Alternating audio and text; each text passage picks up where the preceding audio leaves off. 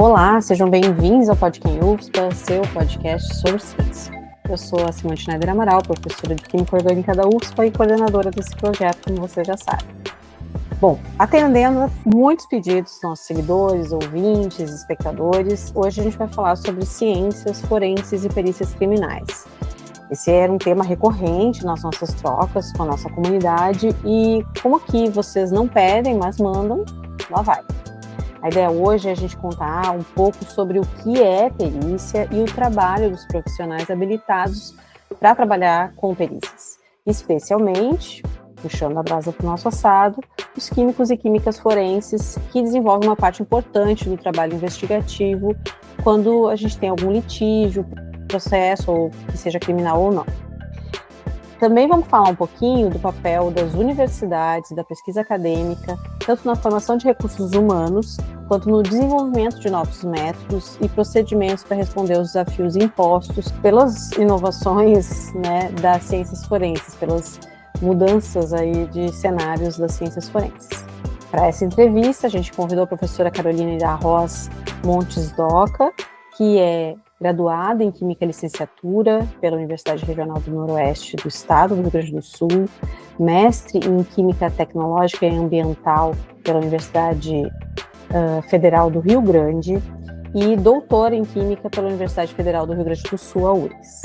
Atualmente é docente do Departamento de Química da Universidade Federal do Paraná, a UFPR, e tem interesse nas áreas de ciência orgânica, química medicinal, química forense e ressonância magnética nuclear. Ela atuou como coordenadora do Centro de Ciências Forenses e da Central Analítica do Departamento de Química da UFPR por 2 anos, lidera o Grupo de Pesquisa em Ciência Orgânica, Medicinal e Agroquímica, o SOMA, também na UFPR, desenvolvendo trabalhos que envolvem principalmente reações multicomponentes, síntese de compostos biologicamente ativos e uso de ácidos graxos para a produção de compostos voltados às aplicações tecnológicas. Ela é filiada à Sociedade Brasileira do Progresso da Ciência, SBPC, à Sociedade Brasileira de Química, SBQ, e à Sociedade Brasileira de Ciências Forenses, a SBCF. Então, professora Caroline, muito obrigada por ter aceitado o nosso convite, agradeço a tua disponibilidade, está aí longe, na Sérvia, é Sérvia, né? Falei Sérvia? Na Sérvia. Na Sérvia, numa missão aí de trabalho, super interessante, que eu tenho acompanhado nas redes sociais, e mesmo assim, achou um espacinho na agenda para nos atender. Muito obrigada.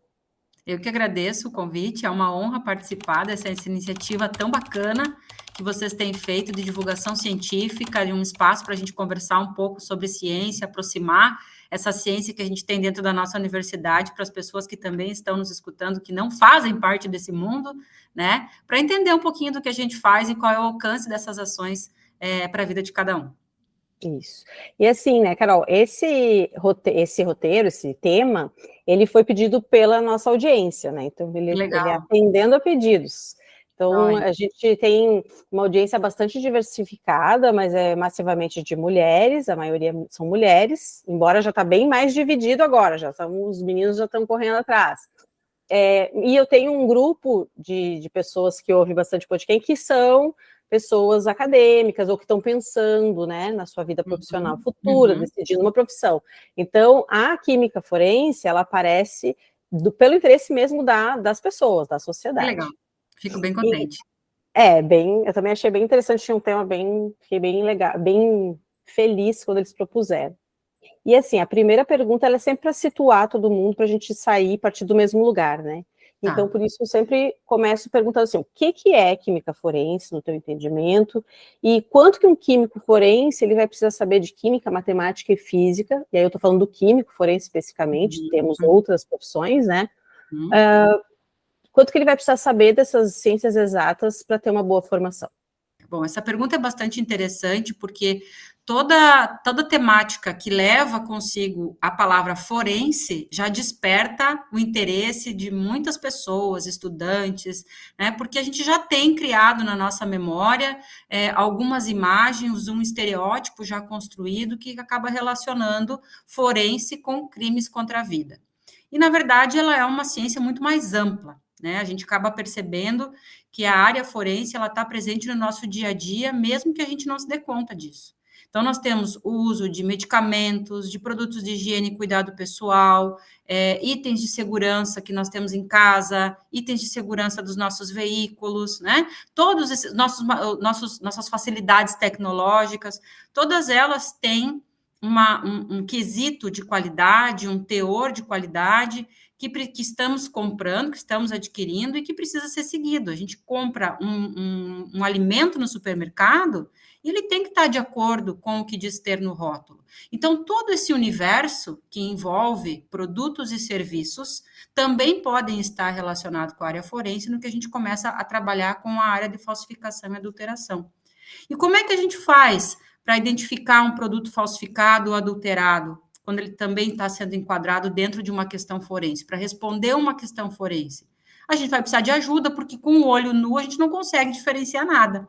Então, nós vamos precisar de técnicas físicas e químicas para responder à composição, à identificação daquele material, e é aí que entra o trabalho do químico forense. Então, o químico forense é aquele profissional que vai usar da sua expertise, do seu conhecimento na área de química para responder alguma questão relacionada a um processo legal, seja ele um crime contra a vida, um processo relacionado à toxicologia, ou algum processo relacionado à Anvisa, ao Ministério da Agricultura, Pecuária e Abastecimento. Qualquer questão relacionada a um processo trata-se, portanto, de ser uma questão envolvida com o mundo forense. E aquilo que a gente precisar de respostas químicas, a gente vai precisar do químico. E aí, como um químico, teria que ter uma formação também mínima de matemática, física, né? Então, as pessoas me perguntam bastante isso. Como é que a gente pode ser, né, relacionando, então, o químico, trabalhar com química forense, como vai ser esse profissional? Sobretudo, esse profissional, ele precisa ser bem formado na área base, né, na química. E aí, para se formar bem em química, ele tem que saber matemática, ele tem que saber física, ele tem que saber química orgânica, inorgânica, analítica, sobretudo, muitas técnicas analíticas. Então, ele tem que ser um profissional que tem uma formação mais holística, mais ampla, justamente porque a área forense ela é multidisciplinar. Você não tem uma rotina de perguntas. Cada vez chega um caso diferente. Então, como é que você vai se preparar para enfrentar o desconhecido? Tendo essa formação básica bem feita, uma construção sólida do conhecimento básico. Isso nunca sai de moda. É verdade.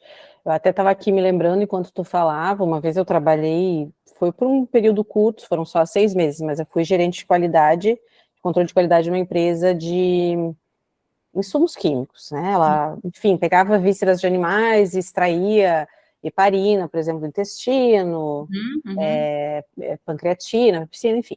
E eu me lembrei agora, falando, eu não tenho uma formação em forense, né? Eu sou química industrial, depois fiz mestrado, doutorado em química orgânica, né, na síntese, que eu sei que também tem um pouco de... área. Tu também vem dessa área, trabalhou com o professor Denis, né? Isso mesmo.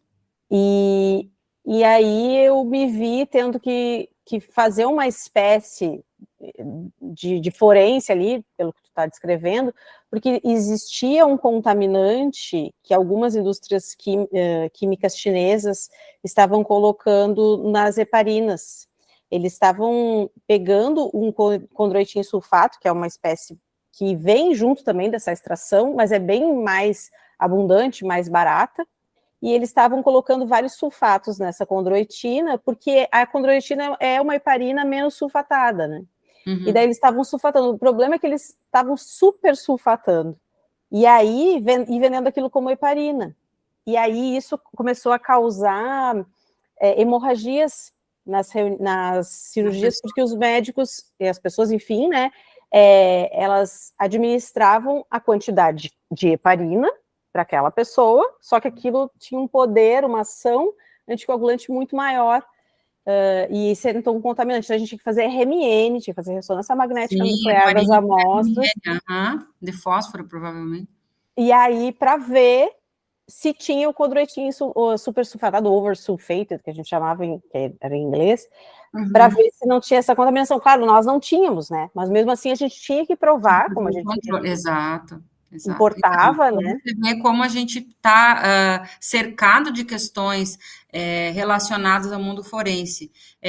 Claro, o controle de qualidade é uma necessidade de todas as empresas que produzem esses produtos, mas quando alguma coisa sai errada, né, isso atinge ou prejudica alguém ou vira motivo de um processo civil ou penal, passa a ser forense. Aqui no Paraná, a gente teve um exemplo bem... ficou famoso muito rápido, porque o Hospital do Trabalhador, na cidade de Ponta Grossa, administrou, foi comprado via licitação pública, seguindo todos os ritos processuais corretos, eles receberam imunoglobulina humana para administrar, né, em pacientes, isso é uma medicação administrada em nível hospitalar, para pacientes que estão em tratamento de câncer. E a técnica de enfermagem que foi aplicar o produto estranhou o rótulo. Que diferente esse rótulo. Desconfiou. E a viscosidade estava um pouco diferente, estranhou o produto em si. E resolveu questionar, averiguar, olha, vamos dar uma olhada, ver o que tem de errado aqui. Para resumir o caos, como a gente diz aí no Sul, né? Era um produto que foi entregue com uma caixa escrito com o símbolo da Bayer. Então, você nunca... Porque o que é Bayer, né? É bom. Sendo que a Bayer nunca produziu e não produz imunoglobulina humana. Então, foi uma falsificação que trouxe ônus para os cofres públicos, cerca de 10 bilhões de reais.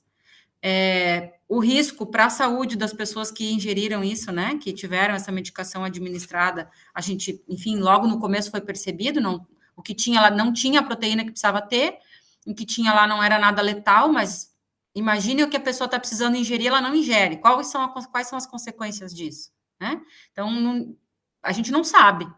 A gente não sabe. Outro exemplo muito comum, muito próximo da gente, né? Na época da pandemia. De repente, até hoje, eu acho que não tem uma pessoa que não ande com um frasco de álcool gel na bolsa, né? A gente tem sempre junto com a gente.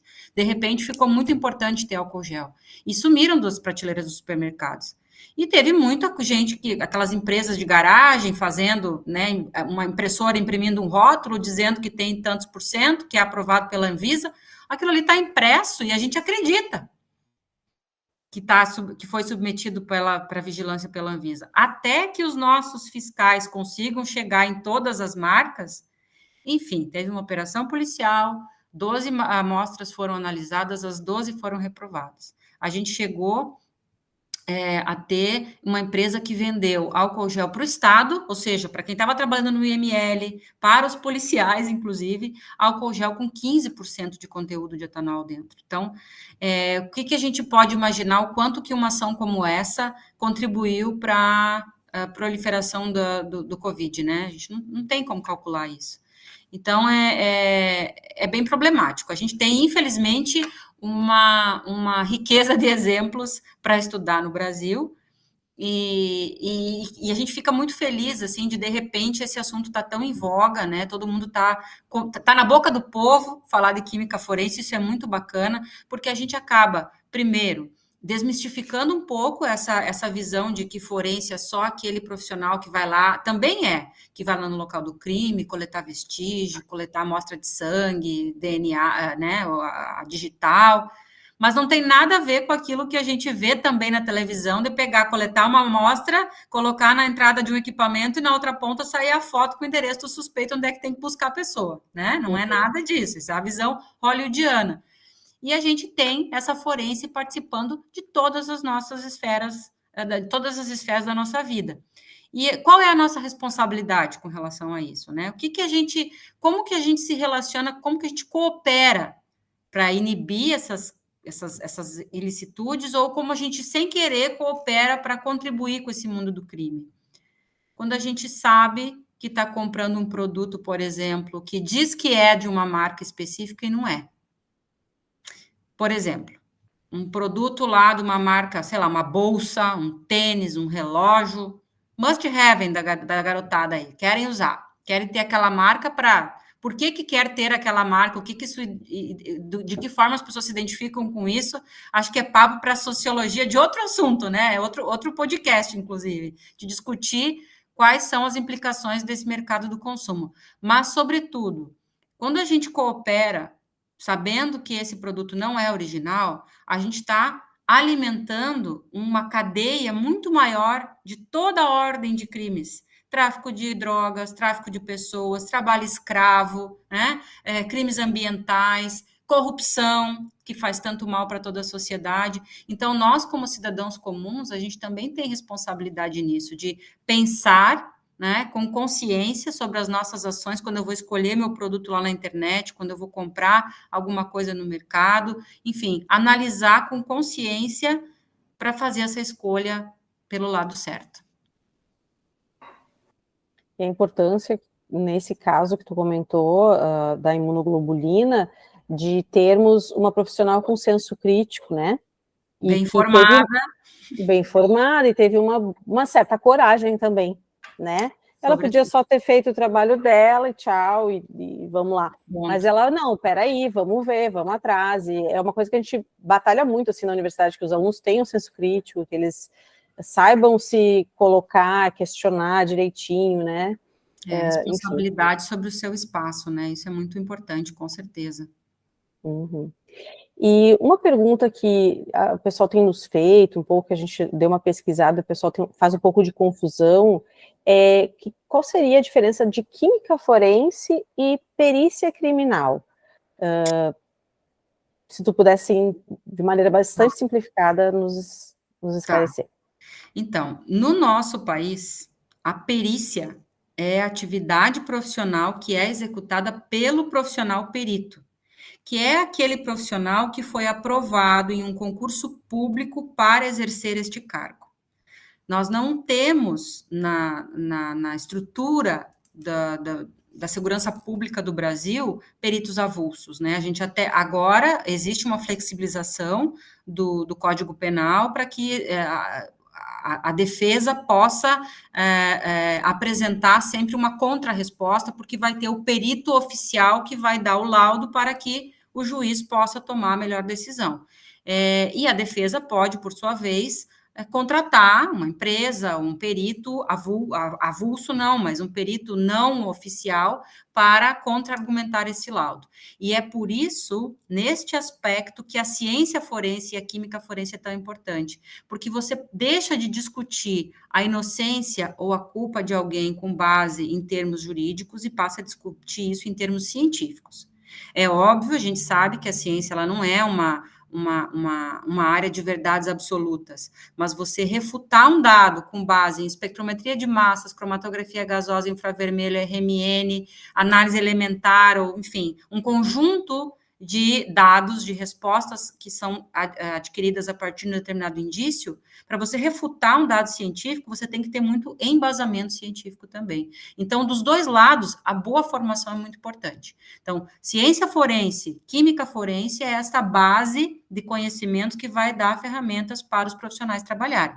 No Brasil, oficialmente, o perito é aquele profissional que prestou um concurso público, que está vinculado ao Ministério da Justiça, que vai trabalhar ou na área federal ou na área estadual. Mas, como tu disse, hoje em dia essa parte privada já está ganhando algum espaço. Então, eu vejo, assim, com preocupação, inclusive, muitos cursos de pós-graduação, especialmente na modalidade à distância, oferecendo cursos de pós-graduação em perícia, cursos de pós-graduação em perícia criminal.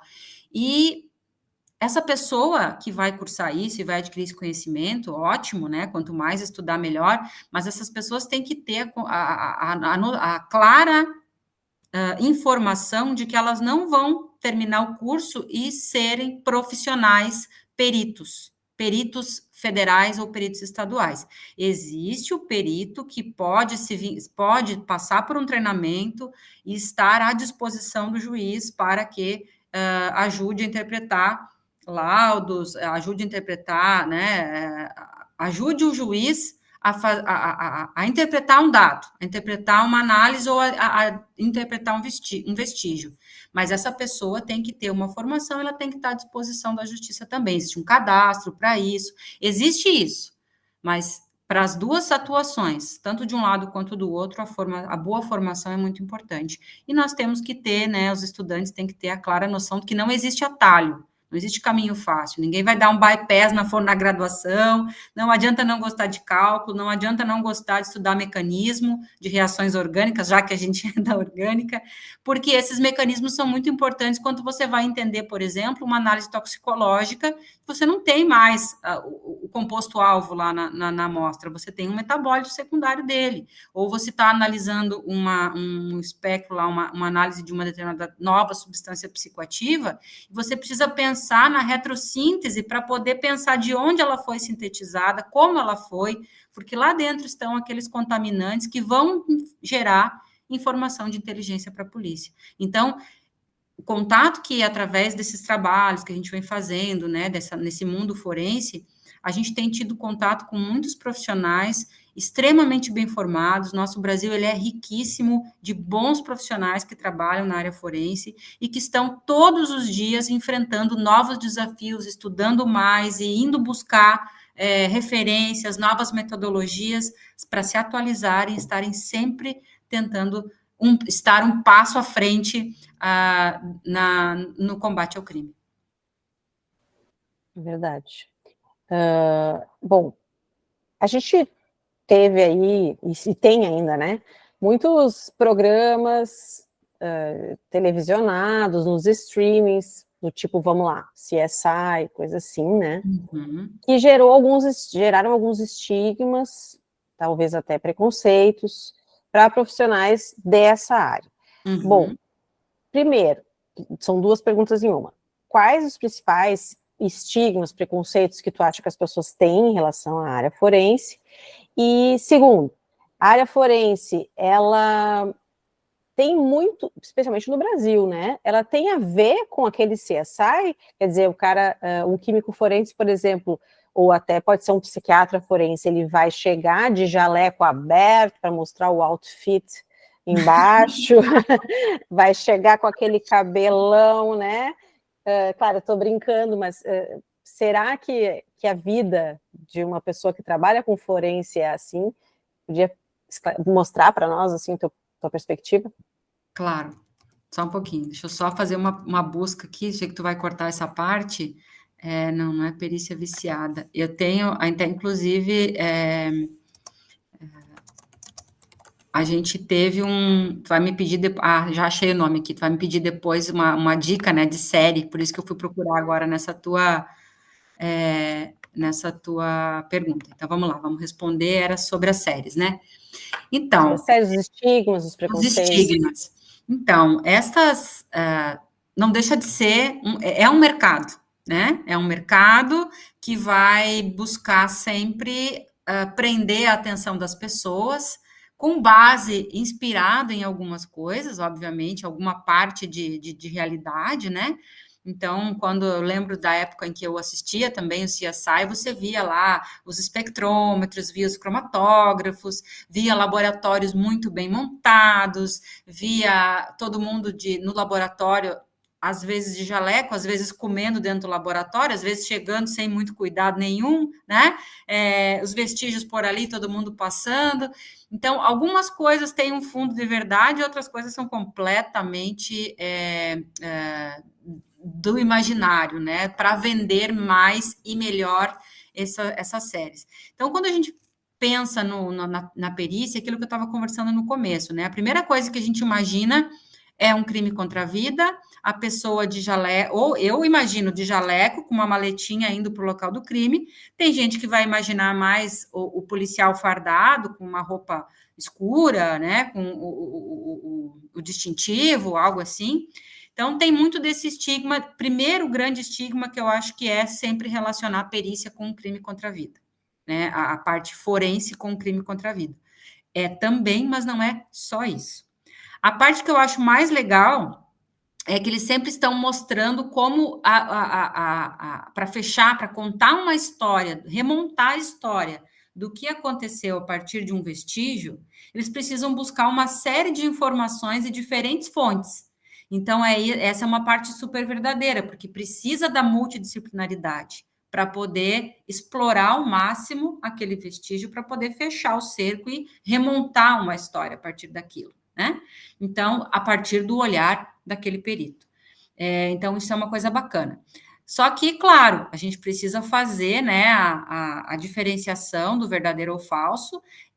Dentro das perícias, no nosso país, nós temos um país enorme, né? Então, já tive a oportunidade de visitar algumas unidades que são extremamente bem montadas, com equipamentos de última geração, né? A exemplo do Instituto Nacional de Criminalística em Brasília, que é a verdadeira Disneylândia da perícia criminal, né? Tem todos os equipamentos que você pode imaginar, inclusive um RMN agora. Então, é muito bacana você ver lá colegas que fizeram formação em química, graduação, fizeram mestrado, fizeram doutorado também, fizeram essa especialização, né, para estarem super alinhados com o que tem de mais avançado no uso de uma determinada tecnologia.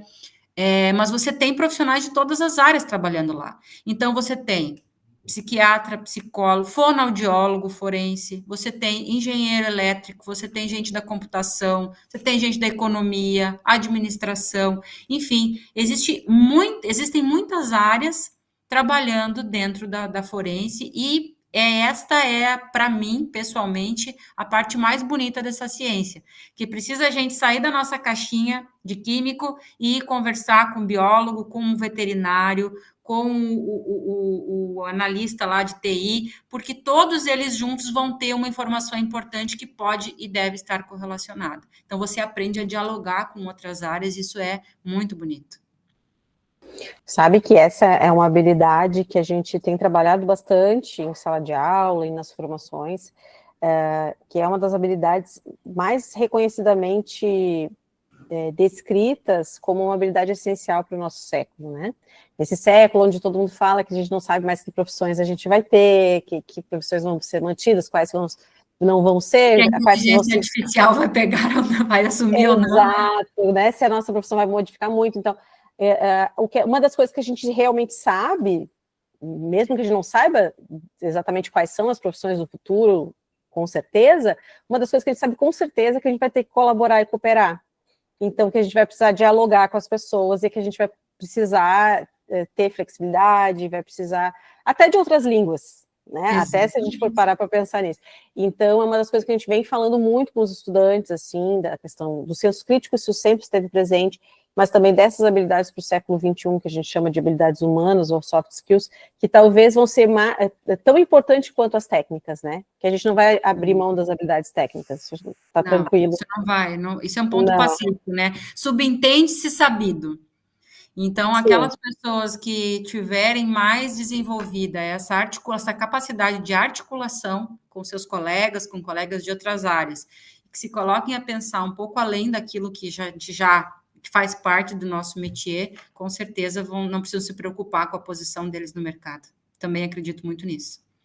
E eu falo muito para eles assim, eu entendo que a época da graduação é uma época que a gente realmente foca muito, né, nas disciplinas e nas atividades, enfim, mas eles não esquecerem de ler um livro, de repente, de outra área, de ter uma experiência de vida, de repente, ter lá umas fériasinhas, vai num parque, conversa com as pessoas, porque isso também enriquece, né? Exato. Não bagagem cultural. Bagagem cultural.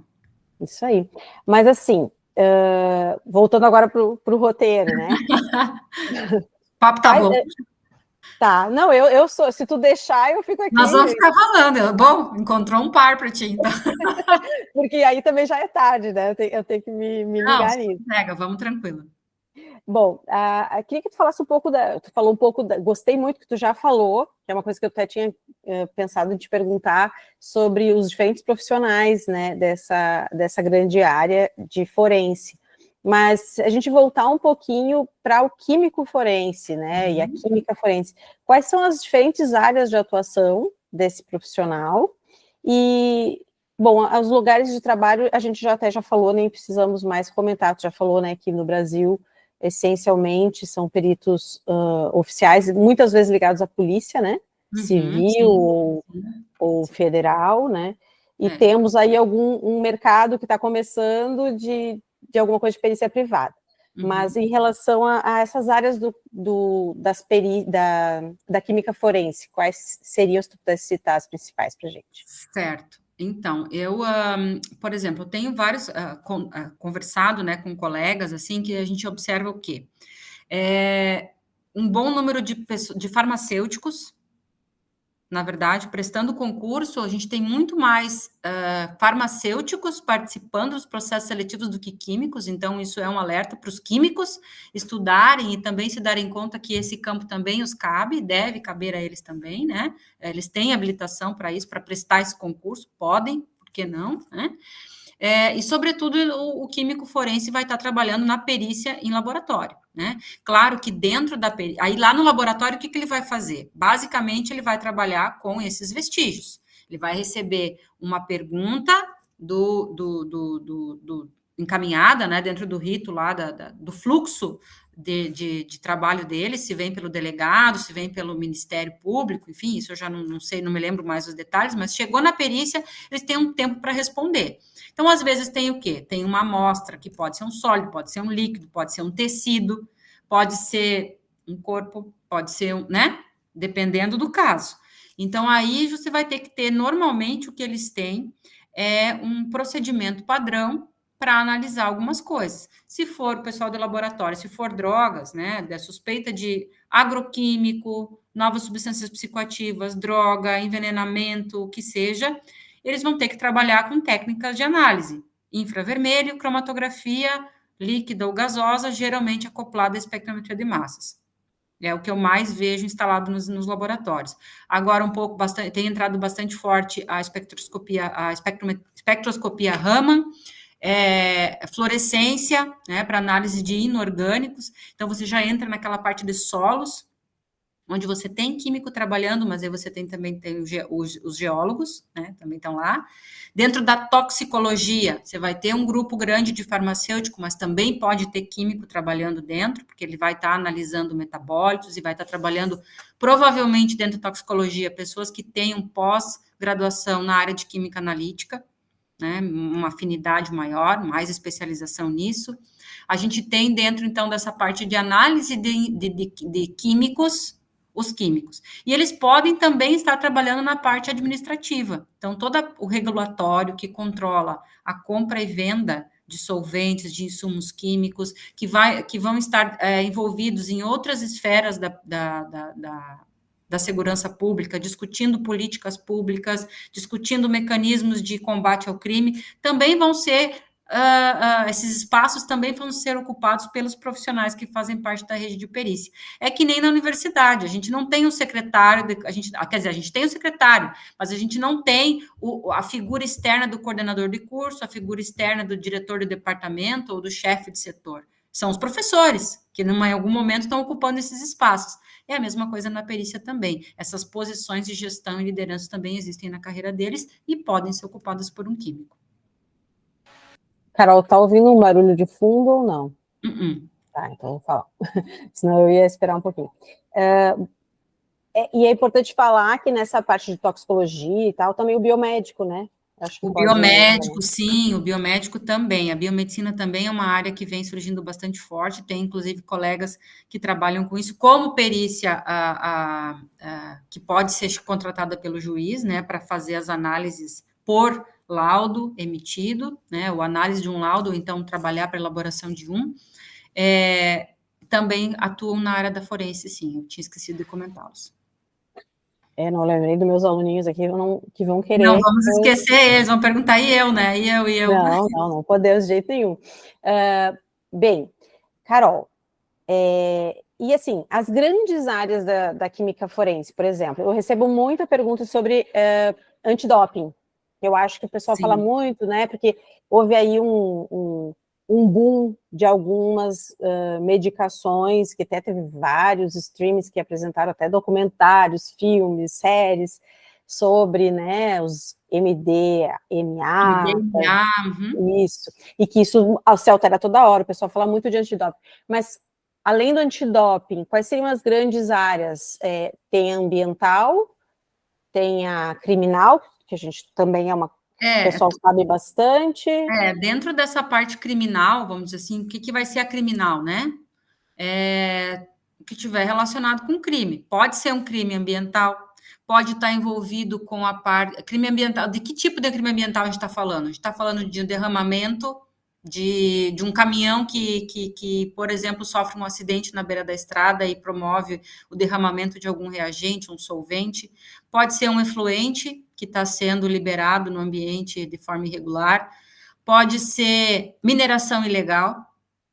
Aí nós estamos falando de contaminação sem precedentes, a gente não, né, como que a gente vai calcular? Pode ser a apreensão de agrotóxicos, agroquímicos ilegais, que entram de forma ilegal no país, né, por, enfim, contrabando via fronteiras. Tudo isso pode estar dentro da área ambiental. Aí a gente vai falar da análise de solos, né, de um vestígio que foi encontrado na sola, isso tem no seriado da Netflix, né, um vestígio encontrado na sola do sapato que foi usado para desvendar um crime. É verdade esse bilhete, pode ser usado sim, porque a composição desse solo vai ser diferente de um lugar para o outro.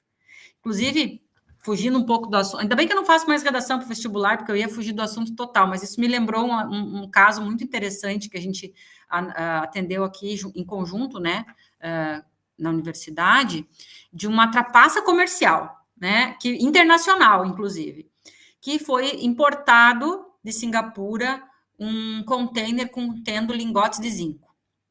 Chegou no Brasil, quando eles abriram um container, só tinha areia dentro. E a seguradora dizendo que a troca tinha sido feita no Brasil e o Brasil dizendo que recebeu areia dentro. Como é que a gente prova aonde é que foi trocado, que isso não foi feito no Brasil? Então, foi feita uma análise da composição daquela areia que tinha dentro dos sacos e análise da composição das areias que fazem parte da costa brasileira. Então, aquela composição, aquela distribuição de minerais não batia com a distribuição natural do Brasil. Então, por causa dessa análise, é que foi possível comprovar que a troca não tinha sido feita no Brasil. Então, aí nós estamos falando de química inorgânica, a gente está falando de isotopia, está falando de espectrometria de massas de novo, né? Então, são áreas, né? E eu já esqueci da pergunta. Não, que a gente estava falando das grandes áreas, né? A gente falou do ambiental. Isso, do ambiental. Eu acho que tu tem projetos em alimentos, pelo que eu vi. Alimentos, sobretudo alimentos. Alimentos é uma área que é uma das meninas dos nossos olhos, porque muitos produtos que nós consumimos, os medicamentos, sobretudo, estão submetidos à regulação da Anvisa, e tudo aquilo que é da área alimentar vai para o Ministério da Agricultura, Pecuária e Abastecimento. E são órgãos que trabalham em colaboração com os laboratórios centrais do Estado, com o LACEN. Aí no Rio Grande do Sul tem uma base muito bem estabelecida, né, reconhecida. O pessoal trabalha muito, muito bem, mas a gente não tem laboratório suficiente para todo o produto que está no supermercado, né? E muitos deles são, infelizmente, alvos recorrentes de fraudes. Então, a gente acaba trabalhando em colaboração com esses laboratórios, porque muitos deles são órgãos de regulação em termos de papel, né? Ou que não vão ter todos os equipamentos que precisam, porque se você tem todo dia um problema novo e cada dia uma matriz diferente, que você precisa pensar em como é que você vai fazer a abertura daquela amostra, o tratamento da amostra, como é que você vai analisar aquilo, né? São órgãos que, naturalmente, não têm profissionais dedicados à pesquisa. Eles têm profissionais dedicados a atuar. Então, isso é um pouco diferente da cultura americana, da cultura europeia, onde os órgãos forenses têm dentro deles pessoas dedicadas especificamente para pesquisar. Então, é nesse ponto que a gente, como universidade, consegue colaborar bastante, porque nossa missão é fazer esse desenvolvimento metodológico, né? Investigar como responder uma questão que nunca houve antes.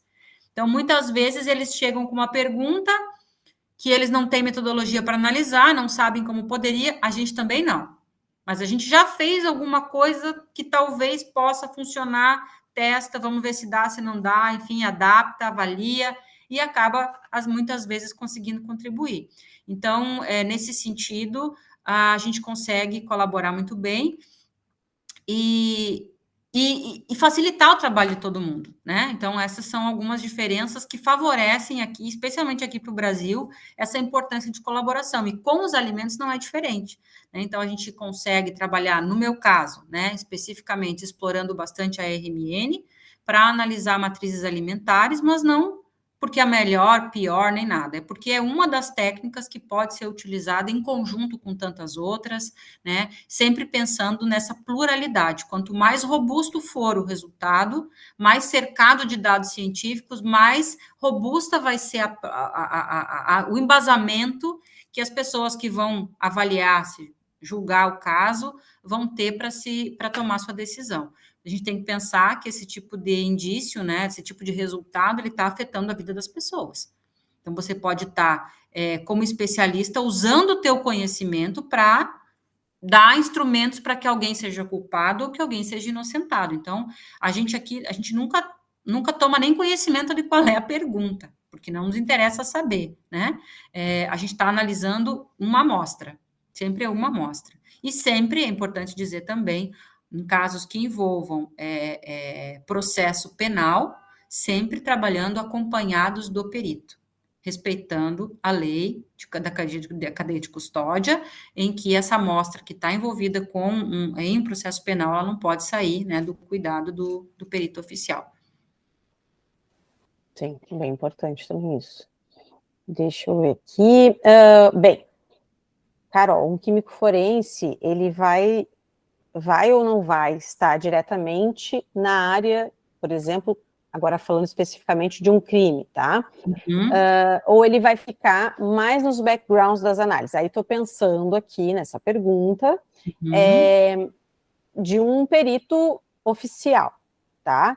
É ele quem vai estar lá e vai coletar as amostras, ou essa amostra vai chegar para ele e ele vai trabalhar só no laboratório, ou temos peritos que fazem coisas diferentes nesse processo todo? Eu estou te perguntando isso, desculpa, só para eu deixar assim. Não, eu que esqueci de falar também. Eu estou te perguntando isso porque quando a gente estava fazendo a pesquisa para esse roteiro, a gente percebeu assim que muitos estudantes acabam não escolhendo a área da forense, muitas por medo de ser muito pesado emocionalmente, né, de ser uma coisa assim que talvez eles ficam com medo de investir na área, porque depois, será que eu vou saber lidar com isso, né, com essas situações? Claro, perfeitamente compreensível. Então, depende muito da atuação, né? Por exemplo, tem colegas da biomedicina que estão trabalhando dentro da perícia e que vão trabalhar lá no IML, no Instituto Médico Legal.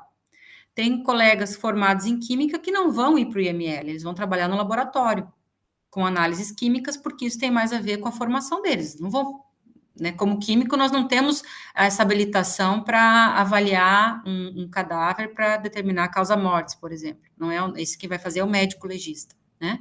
Pode ser auxiliado pelo biomédico, inclusive. Então, depende muito da área do perito e depende do tipo de operação. O perito em si, ele não vai em loco. Quem faz o atendimento do local de crime é o policial civil, o policial militar que vai atender esse local. E é eles que vão fazer a coleta dos vestígios e eles que vão enviar esses vestígios para a perícia. Quando a gente tem operações grandes, me lembro agora, por exemplo, do famoso, né, 8 de janeiro, em que nós tivemos uma grande operação que foi necessário recrutar muitos peritos para poderem atender aquele local de crime, chamada perícia externa daí, né? Então, foram recrutados e foram ao local. Eles estão treinados para atender o local de crime, mas não é o métier rotineiro. Normalmente, eles vão ficar dentro do laboratório analisando o vestígio em si. Certo. E é bom comentar também, eu esqueci de dizer, que a própria perícia, ela dentro do corpo de peritos, ela vai ter sub-áreas, né? E eles têm uma divisão que é específica para atender perícia externa. Então, quando tem algum caso que precisa deslocar, aqueles profissionais treinados para atender a perícia externa vão ir. Assim como tem os profissionais dedicados e treinados para atendimento de antibomba, assim como tem os especialistas em outros tipos de ocorrência, né? Então, os da área da informática, dos crimes cibernéticos, assim como vão ter aqueles especialistas que vão trabalhar com balística, e aí muitos físicos trabalhando nisso, né? Então, dependendo de cada área. É importante pensar que é uma aplicação científica, né? É um trabalho de investigação. Você ficar ali o tempo inteiro trabalhando em laboratório, analisando uma amostra e tentando identificar o que é, de onde veio, o que aconteceu com aquela amostra. Então, dentro da área de atuação do químico, ele vai majoritariamente trabalhar junto com os equipamentos, fazendo ensaios químicos para tentar trabalhar com a identificação das amostras. E se a gente fala em crime, vamos dizer assim, policial, né, que é um crime contra a vida, que tu falou, por exemplo, agora lembrei da figura do médico legista também, né, que ele também vai fornecer algumas amostras para a gente analisar, de repente. É ele que vai coletar essas amostras, por exemplo, com o corpo. Exato. E aí quem vai, claro, eu não trabalho dentro do IML, né? Sim, e aí essa amostra vai ir para, por exemplo, uma suspeita de um envenenamento. Então, vai primeiro para toxicologia. Então, quem trabalha no laboratório de toxicologia, que tem todo outro treinamento, outro nível de segurança, outros equipamentos, é que vão trabalhar com esse tipo de amostra. Isso, sei lá, genética, né? Cada um. Exatamente. Então, super importante a gente falar isso, porque o Brasil, a perícia brasileira, ela é reconhecida muito bem fora do Brasil, justamente por esse rigor científico dos trabalhos que esses profissionais fazem. E um exemplo muito bonito é o Banco Nacional de Perfis Genéticos. Então, quando você tem lá alguns laboratórios que estão acreditados para fazer parte desse banco, onde esses dados são coletados, ficam armazenados, né, para que você possa ter o matching, ou então ajudar a encontrar aí, dar o matching de vestígios de pessoas desaparecidas, por exemplo, né, uma coisa que a gente não imagina como é a dor de uma família que perdeu um ente querido há muitos anos e nunca mais encontrou e continua buscando todos os dias. Então, eu não consigo, como mãe, imaginar uma dor maior que essa. E você ter o auxílio de uma ferramenta científica tão importante para uma resposta que pode, enfim, né, trazer a paz para a família de alguém. É, verdade. Bom, agora chegou a hora do nosso quadro É Verdade Esse Bilhete, Pode Quem, que é quando a gente quer saber se algo que está na boca do povo tem respaldo científico. Então, uma coisa que a gente falou um pouco, mas que o pessoal pergunta bastante, se o químico forense vai ter essa vida, eu vou dizer assim, fácil, que a gente vê naqueles programas de CSI americanos, assim, quer dizer, vai ter todo um laboratório, se a gente pensar, claro, o Brasil sendo um país continental, né, tu já pincelou um pouquinho sobre as diferentes realidades que temos aí. O que tu enxerga da tua experiência, de que tem aí conversado com muita gente? Então, não existe caminho fácil, não, né? Esse bilhete não é verdade. Normalmente esse bilhete não é verdade. Não é verdade. Então, esse perito, sobretudo, ele é um curioso. E um curioso sem sossego. Então, esse curioso vai pensa numa rotina em que todos os dias você recebe uma novidade e você tem os mesmos instrumentos de sempre para responder. Então, na verdade, esses profissionais usam muito da sua formação, da busca na literatura, né, da parceria, da colaboração com centros de pesquisa para tentar dar vazão à sua demanda, considerando a realidade que tem. Então, nós temos lugares que vão centralizar esses grandes equipamentos, e aí, quando as unidades menores não conseguem se virar, não conseguem responder, enviam essas amostras para outros lugares, isso é uma realidade federal. No caso das perícias estaduais, isso é um pouco mais difícil, porque cada estado se comporta individualmente, né? Tem muitas coisas que não são as mesmas de um lugar para outro. Este ano, a recente foi, por exemplo, lançado um conjunto de procedimentos operacionais padronizados para serem adotados por todas as perícias estaduais. Então, veja, nós estamos em 2024, final de 2024. A primeira coisa que eu preciso fazer para poder comparar um dado que a gente adquire aqui com um dado que é adquirido em outro lugar é ter as mesmas condições de análise, os mesmos equipamentos, né? Poder dizer que os dados são equiparáveis entre si. Então, quando a gente não tem isso, fica cada estado trabalhando numa ilha. Então, e essa falta de conexão entre os estados dificulta muito, né, dá muito mais trabalho, mais morosidade para a justiça, mas eu acho que nós estamos, felizmente, caminhando num caminho, ficou redundante, mas caminhando para algo muito melhor, com robustez, com agilidade, e para isso, o trabalho desse perito incansável, curioso e que não tem vida fácil é fundamental. Isso aí. Bem, nós temos agora um outro quadro, que é Meu Público, Minhas Regras, que é o momento onde eu vou escolher uma pergunta ou duas feitas pela nossa comunidade, tá? E vou te passar.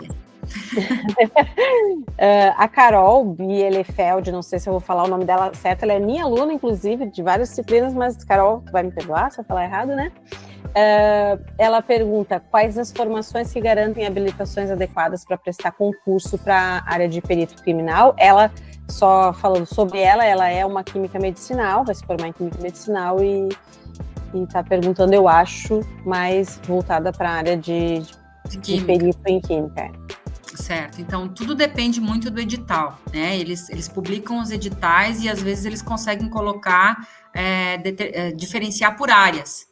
Então, eles conseguem muitas vezes atrelar vagas para farmacêutico, ou químico, ou geólogo, ou engenheiro ambiental, ou contabilista, né?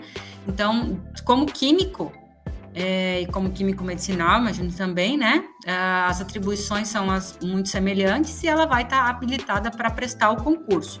Então, claro, sempre a gente tem que estar atento ao edital que surgir, né? Mas geralmente, pelo que eu tenho observado, os químicos têm tido oportunidade de prestar esses concursos. Claro, uma parte de legislação, uma boa parte de legislação que tem que estudar bastante, outra parte dos conhecimentos específicos, então tem que voltar para as cadeiras da graduação e dar uma boa estudada.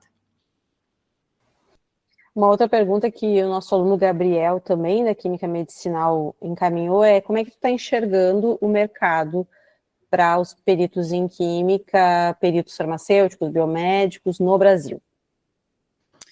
Então, eu acho que essa é uma pergunta bem importante, vai um pouco ao encontro do que nós estávamos falando no começo, né? De a gente observar, de repente, essa área ganhar um espaço de mídia importante, e como um espaço de mídia no mercado, ela acaba suscitando, né, a oportunidade de muitas empresas colocarem à disposição a venda de um serviço na formação, na especialização, vendendo uma pós-graduação em perícia, de alguma forma, tem que ficar muito atento, que a pessoa não vai terminar esse curso de pós-graduação habilitado como perito, ele só vai ter essa habilitação se alguém o delegar como, seja por um concurso público ou seja via chamado oficialmente pelo juiz, né? Então, é isso. Com relação ao mercado, essa flexibilização do Código Processual Penal, ela permite já que a gente tenha essa contraperícia, então eu acho que é uma coisa que está mudando, que vem para ficar, esse direito de questionar, né, a visão do perito oficial, do perito do juiz, só que para abre um espaço para eles empreenderem, talvez, e se inscreverem. Também. Exatamente, porque, veja, quando você tem todo o código da defesa né, Código Penal do Brasil, você tem direito à ampla defesa, e essa ampla defesa pode, né, questionar, pode solicitar a vestígio, pode solicitar contraprova, pode contra-argumentar, e aí o que a gente tem é muito espaço, de novo, para quem está bem formado e qualificado. Então, eu costumo dizer para os meus alunos também, a gente não está passando por um problema de não ter vagas de trabalho.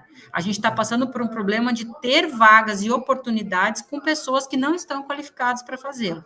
Então, se você olhar para análise ambiental, química analítica, enfim, né, é o que a gente mais recebe de solicitação em termos de central analítica. Quando a gente avalia perícia, né, a gente está relacionando sempre muito com uma parte analítica.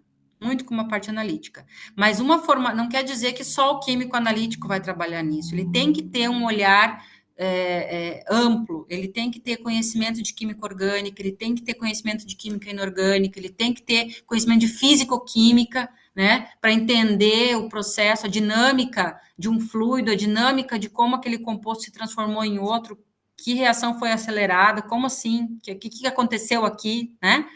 Então, a gente tem, de fato, espaço de mercado para pessoas bem formadas. E aqui na universidade, como central analítica, fazendo um outro parênteses, né, analisando assim o que a gente recebe o perfil de solicitações que nós recebemos, eu vejo que nós temos um espaço muito grande para análise simples, para oferecer serviços de qualidade simples. As pessoas querem saber o que tem, como medir, como responder. Essas pessoas não querem andar na ilegalidade. As empresas também não querem, as empresas sérias. Elas querem saber como elas podem fazer correto.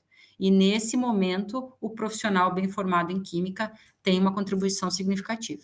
Olha só, e eu fiquei pensando quando eu fiz o roteiro, né, que com os desafios que a gente tem pela frente aí, em relação ao meio ambiente, essas crises climáticas, é possível, já vem se discutindo isso no Brasil, né, que as leis, elas vão, e as normativas, a fiscalização, enfim, tudo relacionado a isso, vão sofrer algumas mudanças, provavelmente algumas bem profundas.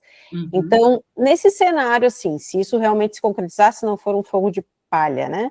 Uhum. A área de perícia criminal, a área de perícia ambiental, controle de resíduos e os profissionais envolvidos nessas áreas, eles, imagino, devem ser bastante demandados, né? Então, como é que tu está enxergando também essas oportunidades dentro da perícia ambiental e dentro desse contexto de grandes modificações que a gente está prevendo, né? Não sei se vai acontecer. Então, é importante colocar isso, porque, embora ela seja uma área que existe dentro da perícia oficial, que tem os seus membros, né, alocados no quadro, a gente tem, em nível federal, cerca de 1.200 peritos no Brasil inteiro. E se a gente analisar a demanda que a gente tem, né, se você colocar todo mundo, esses 1.200, sem separar por área, e analisar crimes ambientais, mineração, tráfico de drogas, tráfico de armas, crimes financeiros, crimes cibernéticos, corrupção, já está faltando gente, né? Então, isso funciona muito por demanda. Então, quando existe uma provocação, existe algo que seja urgente, aconteceu uma coisa agora, de fato, precisa atender lá, um derramamento de óleo na costa brasileira, como aconteceu não faz muito tempo, né? Então, aciona. Mas é claro que nós temos problemas, nós temos demanda para atender, para ser muito maiores, né, para fiscalizar muito mais essa área ambiental, isso que eu quero dizer. Porque quando a gente tem, por exemplo, um problema de contrabando de agrotóxicos pela fronteira. Então, você tem lá um produtor que está usando, né, alguma coisa que ele sempre usou, que sempre foi bom, que o pai dele usou, que isso né? A gente tem toda aquela cultura para vencer, porque usava aquele outro lá, aquele antigo que era bom, matava tudo, né? A pessoa tinha câncer, mas matava tudo que precisava matar. Então, a gente está trabalhando, quando tem uma operação, quando a gente vê que pegou alguma coisa, quanto que passou sem ver, né? Então, quanto desse passivo está no ambiente, quanto desse passivo está na nossa água e a gente não sabe. Então, independente da perícia em si, de ser um órgão que atuar dentro da Polícia Federal ou da Polícia Estadual, eu quero crer que a gente vai evoluir muito como sociedade como um todo e exigir alimentos mais seguros e exigir leis mais rígidas para a quantidade máxima permitida na água, no solo, no alimento, né, para que a gente possa comer e beber saúde e não veneno. Então, para isso, a gente vai ter que ter quem meça, né? E aí vai precisar de novo dos profissionais. Então, aí temos todo o ramo da indústria que trabalha com isso, né? Embora a gente tenha um aumento aí de investimento, de fomento para a economia circular, para poder fazer a reutilização do resíduo da indústria para voltar para o ciclo, né? Não existe não gerar esse resíduo, existe como gerar esse resíduo de forma segura, como fazer o tratamento disso. Então, nós temos o espaço, né, para a atuação desses profissionais ainda muito, muito, muito. Sim, agora a gente tem que ter investimento também, né? Investimento, sobretudo, claro.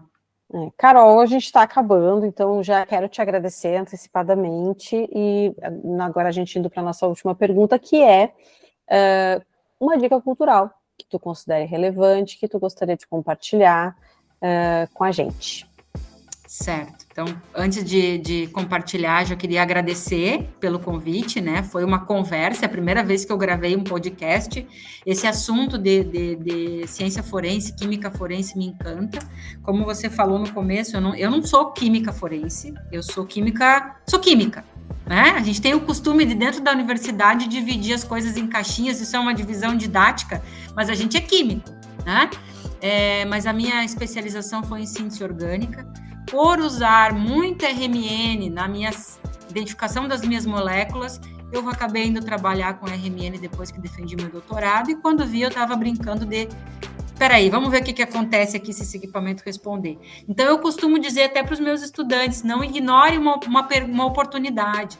Se eu tivesse dito para o meu orientador lá na época, não, escolhe outra pessoa para fazer os espectros dos outros, deixa que os outros se virem, eu vou fazer o meu espectro, vou cuidar das minhas coisas, porque eu não tenho tempo. Eu não teria aprendido um monte de coisa que acabou sendo importante lá na frente. Então, aproveitar todas as oportunidades que surgem é fundamental. A gente nunca sabe com que a gente vai trabalhar, e aprender mais nunca é um peso que a gente carrega, muito pelo contrário, né? Aumentar, ampliar o nosso conhecimento, é sempre muito bem-vindo. Então, agradeço a vocês pela oportunidade de conversar um pouquinho, né? De falar um pouco dessas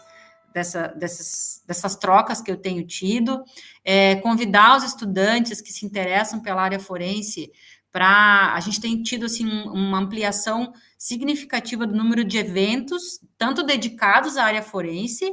Agora, em novembro, a gente vai ter o ENC4, que é o Encontro Nacional de Química Forense. A gente tem a Sociedade Brasileira de Ciências Forenses também, assim como tem a SBQ, né, que é a Sociedade Brasileira de Química. Dentro do próprio evento da nossa Sociedade Brasileira de Química, a gente tem tido cada vez mais a participação de trabalhos aplicados à área forense. A grande maioria dos professores que trabalham com isso não são pesquisadores em forense em si, pesquisam dentro das suas expertises, mas aplicam essa ciência para responder alguma questão forense, e isso é super interessante, que otimiza também recurso público, né? Todos os equipamentos que nós temos na universidade são públicos, e se são públicos, podem estar a serviço não só das nossas pesquisas, mas também a gente enxerga como muito necessário atender demandas da sociedade em geral. E a forense consegue traduzir isso de uma forma muito bonita. A gente consigo explicar muito bem para o meu pai por que eu estou usando RMN para identificar se tem glifosato ou não tem glifosato numa amostra, por exemplo. Né? Enquanto se eu vou explicar para ele por que eu estou fazendo um experimento de COSE, de 12, de HSQC, ele não vai entender nada, ele vai dizer, legal, mas se eu falar para ele que eu usei algum experimento para saber se aquele mel que ele comprou é mel de fato ou não é, ele entende muito bem. Então, essa beleza de traduzir a nossa ciência, ela se expressa de uma forma inigualável na área forense. E como dica cultural, tem uma série, já que nós falamos tanto em série, tem uma série na Netflix que se chama DNA do Crime. Essa série ela foi inspirada na perícia que aconteceu em um caso não faz muito tempo, mas ficou reconhecido tanto a nível de Brasil quanto Argentina, Paraguai, que foram aqueles assaltos aos carros fortes dos bancos, né? Uma organização criminosa muito bem estruturada, que invadia as cidades, né? Gerando o caos mesmo, pegando todo mundo despreparado. Então, ele vai contando ali, inspirado em fatos reais, do que aconteceu, né? Para montar essa série. Então, é uma série da Netflix. Não é o CSI, é inspirado dentro da casuística brasileira. E ali tem um detalhe muito interessante, que é quando a genética começou a fazer parte da perícia, quando ela começou a vencer também barreiras culturais para ser considerada importante para a análise de microvestígios. Vocês vão ver uma partezinha lá, dando um pequeno spoiler, em que eles estão coletando os vestígios de uma van, em que os criminosos usaram para se locomover, e aí eles coletam um pedaço de salsicha, alguma coisa, uma salsicha, alguma coisa assim que eles comeram, um alimento que comeram e deixaram cair. E o perito coleta aquilo e pensa, será que dá para extrair um DNA daqui? E a partir dali eles começam a juntar dados e identificar uma quadrilha imensa. Então, é bem bacana de assistir, eu acho que claro, tem uma boa dose temperada aí de cinema, de intensificar algumas coisas, dado floreio, como a gente diz aí também, mas é inspirada num caso real que aconteceu aqui no Brasil. Que legal, já anotei aqui, vou assistir. Obrigada, Carol, eu espero que seus últimos 6 dias nessa tua viagem, né, de estudos que na Sérvia, que seja tão boa quanto já tem sido, e que tu possa aproveitar bastante, e que tu volte também logo aqui para a gente, né, para o nosso país, e possa continuar contribuindo para a ciência, como tu tem feito aí durante todos esses anos. A gente te agradece muito por isso também. Muito obrigada de novo, assim, de verdade, pelo convite, pela oportunidade, eu fiquei super feliz, né, e naquilo que a gente puder colaborar, contribuir, enfim, contem conosco, a Universidade Federal do Paraná é uma grande casa de portas abertas, o Departamento de Química também, né, o laboratório, enfim, naquilo que eu puder contribuir, ou daqui a pouco colocar algumas pessoas em contato, por favor, contem comigo. Seria ótimo. E se quiser também mandar sugestões, a gente já se segue ali no Instagram, manda sugestões pra gente, que a gente vai adorar pesquisar para saber mais. Terminou, pessoal. A gente espera que vocês tenham gostado muito do episódio de hoje, assim como nós. Não esqueçam de seguir o Podcam nas redes sociais, se inscrever no Podcam-UFSP através da sua plataforma de áudio favorita, e agora também no YouTube. O nosso canal por lá é o Podcam UFSPA. Lembrando que o Podcam é um podcast sobre ciência, que traz temas de interesse de toda a sociedade de forma simples e acessível, e que valoriza a diversidade de conhecimentos ancestrais.